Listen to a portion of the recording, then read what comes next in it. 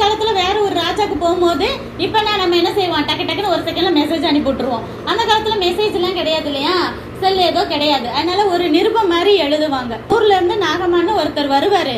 அவரை குஷ்டரோகி நோயா இருக்கு, அதை குணமாக்குறதுக்கு நீங்க என்ன செய்யணுமோ செஞ்சு அனுப்பி விடுங்கன்னு சொல்லிட்டு அதையும் வாங்கிட்டு இவர் என்னென்ன கொண்டு போவாரு. ஒருவேளை நம்ம நோய் கண்டிப்பா சரியாயிருச்சுன்னா அந்த தீர்க்க தரிசிட்ட கொடுக்கணும் இல்லையா, அவருக்கு நம்மளுக்கு ஒரு சரி பண்ணாங்கன்னா நம்ம என்ன செய்வோம், கிஃப்ட் கொடுப்போம். டாக்டர்கிட்ட என்ன செய்வோம், ஃபீஸ் கொடுப்போம் இல்லையா.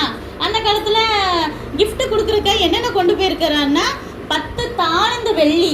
அதாவது அந்த காலத்துல எல்லாம் கிலோ கணக்குல தான் கொடுப்பாங்க. ஏன்னா அவங்களும் ரொம்ப ராஜாவுக்கு கீழே இருக்காங்கன்னா அவங்களும் ரொம்ப வசதியா இருப்பாங்க.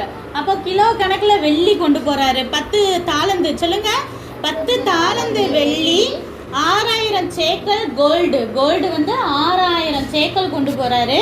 அதே போல 10 காஸ்ட்லி ட்ரெஸ். அவங்களாம் நல்லா காஸ்ட்லியா தானே ட்ரெஸ் போடுவாங்க. அது எத்தனை கொண்டு போறாரு, 10 ட்ரெஸ் கொண்டு போறாரு.